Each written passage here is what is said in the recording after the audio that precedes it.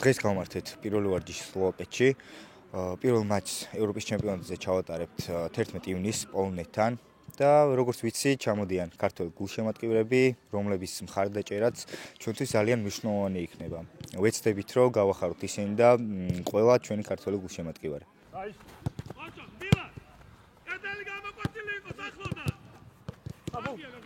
ოჩა, ზევით წამოდი, ოთო ზევით დაიწყე მოძრაობა.